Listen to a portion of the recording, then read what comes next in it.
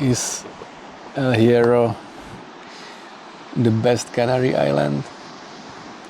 For me it's an easy yes, without hesitating at all. If it's the best one for you, you will find out in this video.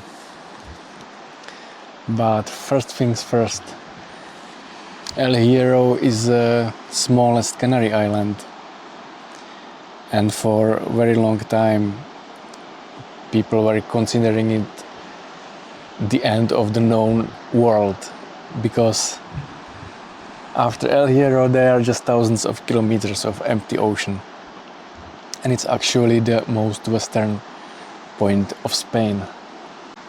It's a volcanic island, and there is still some volcanic activity.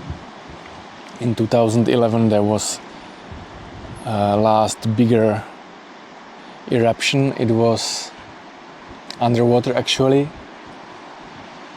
and it changed the shape a little bit, and it's still moving.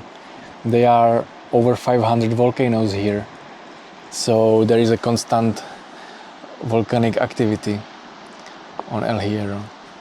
Over 100,000 years ago there was a huge slide, and the northern part of the island it fell apart basically, and it completely slid down and changed the shape of the island totally. And what's also interesting is that many of those volcanic activity, it's happening below the water, and it's a huge drop. It's 3,000 meters near El Hierro, the drop down to the water.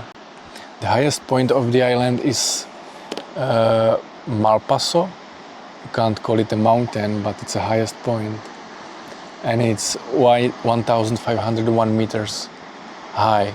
And unlike big Canary Islands like Tenerife and Gran Canaria or the others, this is very different because there is no mass tourism here. Like, tourism didn't even exist here until 2000 something, and even now, just for comparison, in Tenerife there is 1 million people living and 6.5 million of tourists every year. Here in El Hierro there are only 10,000 people living and about 20,000 tourists each year. So it's so small and so remote that I would call it a forgotten island, which is nice because, like, for example, there are no even traffic lights on the whole island. There is not a single traffic light. Actually today I saw one, but there was a road work, so they had to put a traffic light there because only one line was passable. But apart of that, really there are no traffic lights at all. There are no big resorts. There are just few towns. I think there are 3 towns here, which are 3,000 to 5,000 people living there, and a few little villages. And again, it's so remote that many of those houses, they don't even have street names or street numbers. They are recognized by the owner's name, so when somebody is sending a package, they just write El Hierro and the name, and that's it. There is no number or street number on the house, on some houses obviously. So really, so remote and so empty that being here, it's like on completely different world when you compare it with the big Canaries. And it's actually even mentioned in here traditional songs, folk songs. They are very often mentioning this solitude and loneliness and thoughts about people they loved and which they lost. And even the crime, it's obviously there is the least crime of all Canary Islands, but the interesting thing is that there is non-existent serious crime here on this island. It's just not here. It's just not here. People are friendly and nice here, which is even my experience. I will talk about that later. That this island is as peaceful as a place could be. And what I really like about this island is that it was the first self-sufficient island in the world. There are even other islands, they are even studying El Hierro because they are very successful with that. They make their own electricity, own drinkable water. They are really self-sufficient. For making the electricity, they have very advanced hydro electric pumps which pump the water uphill when it's sunny, and then they use the water which is flowing down to make electricity when needed. They are even trying to have here more electric cars. They are a lot actually, and they are chargers everywhere, but they want to make them majority. They want to make all of them so they wouldn't have to bring fuel from the land, and because they can make electricity here. And they even teach it in schools. Little children, they are taught how to be self-sufficient, what to do with that, for that, how to do it, and that's really, really, really nice. They went so far that there are no resorts. That's obvious for so tiny island, but there are no even billboards here. You can't find a single billboard in El Hierro, which is amazing. It's one of a kind.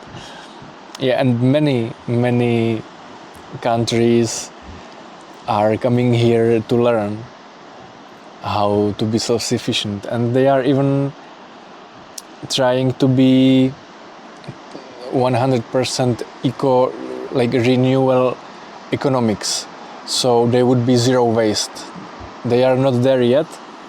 I think nobody is, but they are aiming to that. It's their goal. So they are trying to recycle everything and to use local resources, which is again very nice, because in most, not if all, of those restaurants, they are using what they produce, what they grow, local food, local stuff. So it's very self-centered in a very good way, to not waste any things which are polluting the air. And for that reason also, the air here is one of the cleanest, and it's perfect for stargazing. It's perfect for people who have breathing problems like asthma or something like that, because the air here is incredibly clean. There is no human-made pollution or anything like that, and it's also quite far from the other Canaries and from Africa. It's the farthest one actually. So there are no factories, no fast foods, nothing like that. So there is literally nothing what can make pollution, except of those few cars which usually tourists are bringing, and they are a few of the residents here. But it's definitely one of the cleanest places of Europe, if not the cleanest.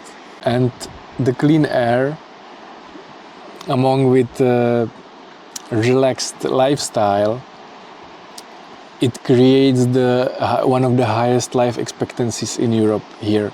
People are living here longer than in other parts of Europe. So it all makes sense, and that relaxed style, if you come here, you see it. You sit and you feel it, how people behave in a slower way. It's small, so you can get everywhere with the car in few minutes basically. Even you can walk. I walked all around the island in literally 6 days or 7 days. So it makes the life here very relaxed, to the extent that it seems a little bit that nobody cares, you know. Like, for example, I was waiting in one restaurant for lunch, and they were supposed to be open from 9, and I was sitting there, and it was 9 and 10 and 11, and then the owner or someone from staff came, and I asked like if they are opening, and he said like he was just cleaning the tables outside, and said sure we are. And I said like, when, how long I should wait, should I even wait? And he said, yeah, we will open soon in 12. 1 more hour. And they had enough time. I'm not complaining. It was nice. One of very few restaurants. I will talk about restaurants later on, but it just creates that feeling, you know, that nobody truly cares that much. And in our society and in our world, I think that we care too much, actually. And this is a good reminder that why, you know, in the end everything is done, maybe just slowly, but you will live longer and more happily. So I'm just up for it. No complaints that I was sitting there for 3 hours. And even here I'm for how long, like 4 hours. I took a small, like short bath, and was just lying here and enjoying this peace, this remoteness, this solitude, and there is no need to rush anything. This is really, really nice. If you are living fast lifestyle and you are in stress, this could be an experience which will make you slow down a little bit and have some peace. And what's interesting about El Hierro is that it has 3 distinct climate zones. First are these beach places which are all around the island. Then they are forests, like a few hundred meters higher, they are forests, nice forests all around. And on top of that they are plains, and they have all different weather. So for example, here on the south there is rarely any rain, because the rain is usually coming by the north winds, trade winds, they call them trade winds. And so this area on the south, it's always sunny, or most of the time sunny, and very, very sunny and hot. Like I got burned just today. Today is the first day when it was all the time sunny, and I got burned already. So this area is very dry and very sunny. And in those forests, and especially on that highest area, it's most of the time cloudy. So they are clouds most of the time, rain, they even call it horizontal rain. It's not raining, but there is like light drizzle, like constant light drizzle, like small drops, and you feel them on your skin, but it's not rain. And it's all in the top part. And when you are up there and you are on some very nice viewpoint, you have to be very lucky to see everything around, because usually that part is mostly cloudy and in the fog. And on the north part, the clouds are coming from there, so sometimes it's raining there, but not that often as on the top. What I really liked is that it's all very, very different. For example, on the top, it reminds me Madeira, when it's foggy and you smell the air like Madeira air, like very humid and raining often and like sort of gray but green. But for example, on the northwest part, there is a huge lava field, like several kilometers of just pure lava, and there is nothing in it. There are no plants, no animals. When you poop there, even flies don't come. So it's basically dead there. And here on the other side, this is like Lanzarote. Also a lot of lava, but also some coastal areas which looks like Lanzarote and mostly dry. The most part of the island which I liked was west part. It's a least touristic place. There are no villages there. It's hard for restocking because there are no shops, no civilization. There is no signal. I was like for 2 days completely without signal and 3 days without possibility to refill water. But the west part is amazing. They are big meadows with colorful flowers and cliff views, like really like on Corfu, that you see the beaches below you, and the views are like nowhere else. So this island is like a combination of Madeira, Corfu and Lanzarote. You just mix it and throw, and it's El Hierro. El Hierro is also well known for the diving spots. There are over 40 diving places here, very rich to rare animals. There are manta rays here, sharks, dolphins around, and sea fauna is very rich here. Some of the coasts are highly protected areas, so you can't even swim there. It's divided for those animals, but some are accessible, like this part for example, and if you can snorkel here, especially here. All these coastal places, they are full of very nice red crabs, these big red crabs. I've seen some of them in Lanzarote, but they were like half of the size than these. So I was walking around 130 kilometers, probably a little bit more. The whole my route, which I checked on the map, was over 140, but I skipped maybe 7 kilometers by hitchhiking. But on the other hand, I hiked more than that. There is a official trail which is going through this island, and it's GR131. This trail is going through all the Canary Islands. But again, what lasts for all the Canary Islands and GR131 there, it's the most boring route from all island. And when you are going to walk around or through this place, don't just take the official part, because it's going through the middle of the island from one side to other side. And what I did on the islands before, other Canaries, and it always was worth the effort, was making my own trail. So I connected some parts of GR131, some of yellow, it's red in maps, and there are some local yellow trails which are like official but not part of that big GR131 trail. And then there are also many local paths which have no color, and I just connected most of those to start in the port, to go to Valverde, and then traveled through the peaks, going to the beach and all around the island, trying to explore as much as possible, and also connecting the places which are worth visiting. The marked trails, which is that red one and yellow one, they are pretty well marked.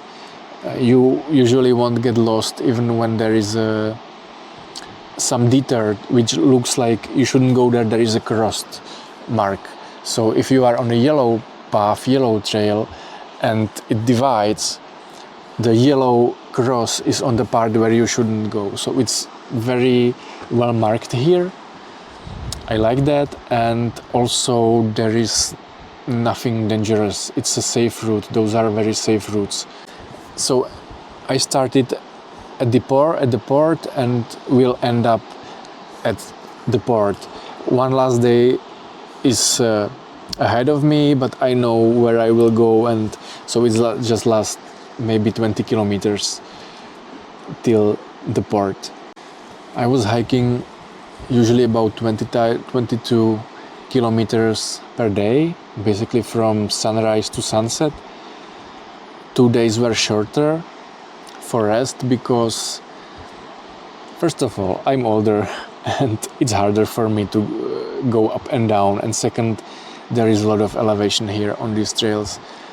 It's usually about 1000 kilometers of ascending or descending every year, or even more.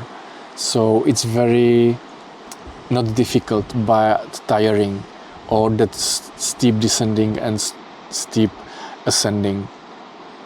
The sunrise here now, I'm here at the end of March and beginning of April, and the sunrise is like 7:30 and sunset is before 9, so there is plenty of time for walking. Every day when I was walking around those 20 plus kilometers, I had plenty of time left to chill somewhere and enjoy views, or stay even for 1 hour in some restaurant and eat and drink. So there is plenty of time for walking here, even in winter when the days are shorter. As for weather, I said a bit about that. On the top parts, it's usually humid and rainy. I had basically a rain shower every single day, but those were literally showers. It lasted 10 minutes and it was gone, and the rest was that little drizzle.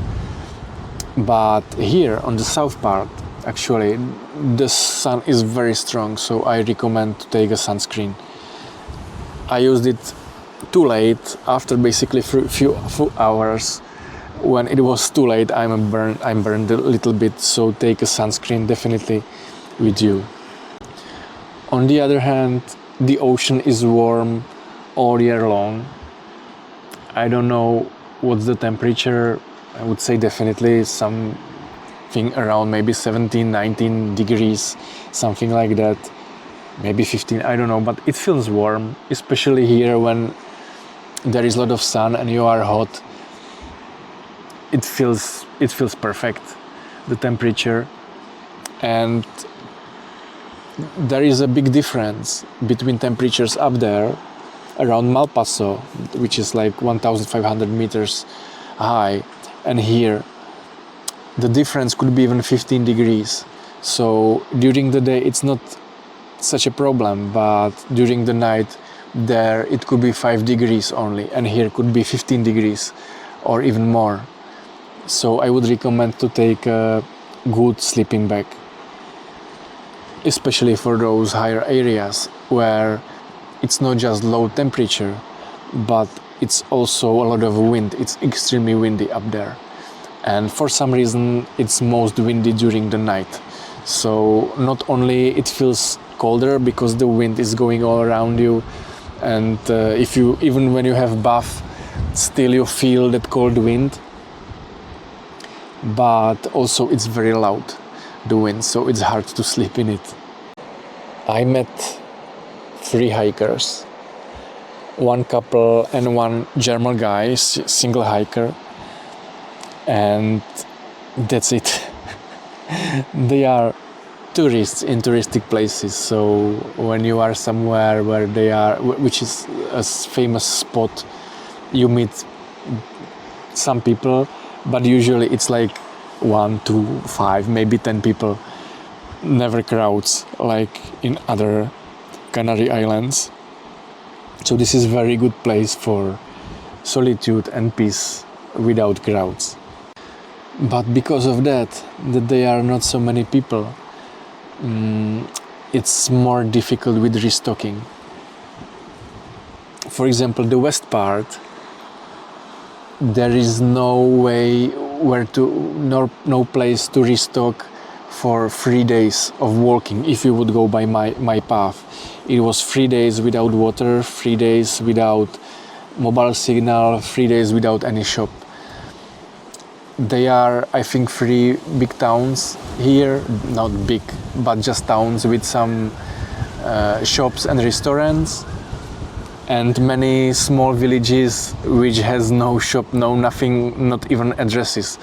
Disadvantage of that is that you have to plan really carefully when you are going to walk, and also to have a backup option, because what happened to me that I was counting on one town for restocking and it was closed, the shop was closed, and I was very lucky that a few kilometers later there was a last restaurant and they gave me tap water. The water on toilets, it's not drinkable, but they gave me water from kitchen, like 4 liters of water from the kitchen, so I was okay for next 3 days without water. But without those, I don't know what I would do. Backtracking like 1 day back to some shop or back someone in the car to give me some water, I don't know, but always have a backup option here. Some shops are closed, some shops are non-existent. There are very few restaurants here, and also in those restaurants they are very local, and for me this was actually a problem, is that they never cook anything vegan. In one restaurant they just told me no, literally go and yourself, because we don't have anything vegan and we want to make anything vegan for you. I asked them for potatoes and some salad and they just said no and yourself. So I went away, but in others I was more lucky. They never had any vegan option, but they prepared something for me. I can recommend actually 3 very good restaurants here. One is Pozo de la Salud, which is under Sabinosa. They were very nice to me. They had absolutely amazing plate of local fruit with local pineapples, so sweet and so nice. There were some red melons, not red, those pink melons, and some vegetable in it. That was very good actually, and they made the potatoes with it. I could recommend those. And there is one in San Andres, Maison Herrera, if I pronounce it well. They were also very nice and they made me some meal. And the best experience I have here is El Almendro in El Pinar.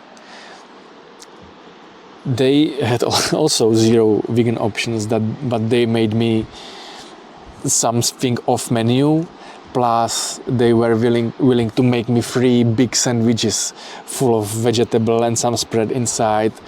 So it was today actually, and I have some great dinner and maybe a little bit for breakfast for today, and they were very, very nice. I was talking with the cook actually, not because I wanted to, but because nobody speaks English here, like literally nobody. None of local people here speak English, a single word. Even in restaurants, even in shops, like they know basic things like pay, card, thank you, that's probably everything. But you can't communicate anything in English. So what was a lifesaver for me was a translator. So I recorded myself in English and it told them in Spanish. They recorded something in Spanish and it told me in English, so we were like this communicating, and they were trying always to do something. But food and meals here are very good, very healthy, local, but it's hard to communicate and don't expect much if you have some special dietary option. They are just used to their own way how to cook, and it's nothing wrong with that. I'm not complaining about it. They are very proud of their kitchen, and they are not using even artificial fertilizers or pesticides or anything like that. So the food here is very good and very healthy. So no complaints about that. Just don't expect much of a choice similar to Tenerife or other Canary Islands, bigger Canary Islands, and don't expect them to communicate with you in English. With accommodation, they are, just like I said, they are no big resorts, no hotels, anything like that. Usually those are just private places which you can book from private owners. Here wild camping is forbidden. Like in all Canary Islands, there is one camping area here in the middle of the island in forest. It's close to El Pinar, but you can't just show up there. You have to book the place for yourself, and through the internet it doesn't work. And you see in reviews in Google Maps that people are complaining that it just doesn't work. So you have to do it personally in Valverde, which is several kilometers, and it's on the other side of the island basically. So I didn't want to risk it. So I was just going from shelter to shelter, places like this. Basically this is where I was sleeping. I didn't take a tent with me because in coastal areas you see that there is no way how you can set up a tent in these places, and those like this, it's all around the island in those coastal areas. Up there, like 1,000 meters higher, in those forests, there are many nice spots for a tent, and there is no problem to camp there. But here, lower, I don't think so. I can't imagine how to set up a tent here. And sleeping under the stars like I did in every single other Canary Island, I wouldn't recommend it here because it's raining much more often, especially on the north side, and on the top it's raining basically every day. I had rain every single day till now. Today is the first day, it's my 6th day, and it's the first day when I had no rain. But the reason for that is that I'm just on the south of the island and I can see the clouds there on the top, so sleeping under the stars is not possible because you would get wet. But there are not many, but if you plan it well, there are shelters where you can sleep, and where you are covered by some roof or something like this, or a cave. I slept one day in a cave. So when it comes to transport, it's a bit complicated, not on the island itself, but getting here, because there are no direct flights. You have to fly to Tenerife first by the airplane, which is like 6,000 kilometers from Central Europe. For example, from Vienna, the flight is nearly 6 hours long. And then you have to take a ferry here or a little airplane. A ferry is usually cheaper. It takes 2.5 hours to get here from Tenerife, and it costs 58 euros, which is definitely not cheap. But the little airplane which you can take from another Tenerife airport, North airport, is usually more expensive, and it's not as convenient as the ferry. A ferry is very easy to get, and it's comfortable. It's much more comfortable than little airplane, so that was a good option. It just, everything takes long. You have to have just one full day for traveling to coming here. And here some places, or most of the places, are connected by buses. Those buses, they don't go very often. It's like every time in a few hours. But what worked for me was just hitchhiking. When there was a place where I wanted to go backtrack or go to resupply or something, I was just hitchhiking, and very soon somebody stopped and took me those, 3 kilometers. So that's an option. But the island itself is so small that you can literally walk it all around in those 7 days like I did. and you see most of those interesting places here. You can also have a car for like, I don't know, 20 euros per day. What some people do here, that they just rent a car here for a few days and you are just driving between those places, but the drive is usually like few minutes because everything is close to each other. You can also take your own car by the ferry. I think there is a capacity for 200 cars per every ferry ride. And when I was coming here, there was a big screen and there was written that there are like 70 cars on the boat, on the ferry. So people are taking their own cars too. But really, it's 130 kilometers for me to walk all around. So between those interesting places, it's like 10-15 kilometers most. With animals, it's different in different parts of El Hierro. On the top part, in the middle part actually, when those forests are, you hear birds chirping all the time. It's so beautiful there. It feels alive because there is constant birds chirping. There are many birds, and I saw some herons and even deers or goats or something like that. So in the middle area where the forests are, there are many animals. Here in those surrounding areas and coasts, it's mostly some lizards and bugs and not much else.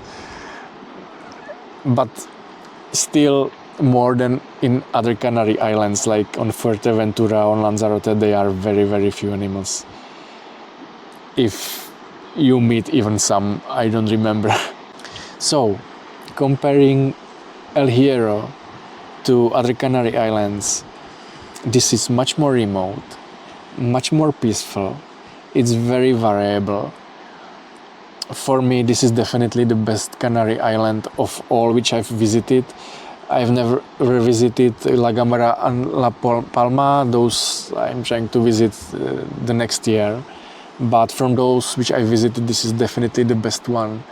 And I liked it the most. And as for the question if El Hierro is the best Canary Island for you, if you like remote places, if you don't like big resorts, if you don't like crowds, and if you like beautiful views, variable areas, coasts, warm weather all year long, even in winter it's warm here, it could be actually the best one.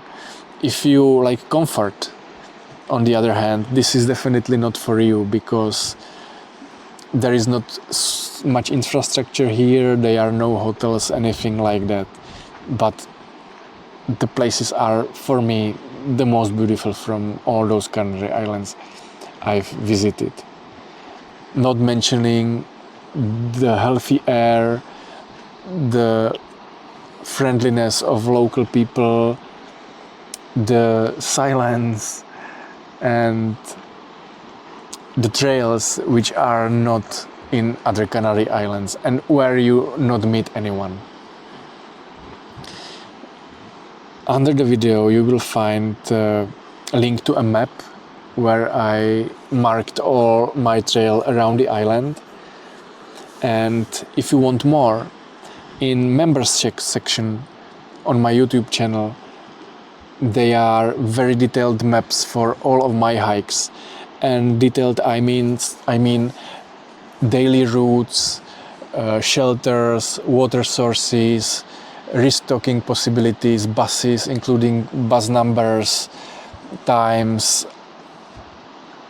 everything what you can need basically for hiking. It's like a map full of dots and full of points which are interesting, including points like viewpoints or archaeological places and stuff which I suggest to visit.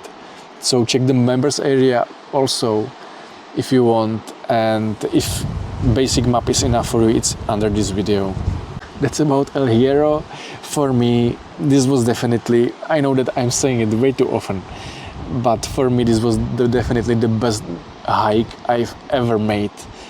It exceeded even Minorca for me it exceeded Gavdos, and I was blown away by Gavdos because it was also very remote and they were beautiful beaches, sandy beaches. They are not, there is nothing like that here, but I was blown away by Gavdos. But this was just wow. This island is the one big wow, and there is so much to see on so little place, and it's so beautiful and so remote that for me this was by far the best hike I've ever made, and I'm really looking forward to see La Gomera and La Palma, which are supposed to be similar to El Hierro, just bigger and maybe more epic, I don't know, but definitely not as remote as El Hierro. So this island is in my heart. It took my heart away actually. And I loved every single minute here, every single minute. Everything was here. I have no negative experience, even when it was raining and it was cold and windy. I can't say anything bad about this place, just the opposite. And for my next plans, the closest one is probably May or beginning of June, Malta and Gozo. It's a coastal hike with a lot of beaches and a lot of cliffs and basically zero elevation, so looking forward to that one. Until that, see you on another hike.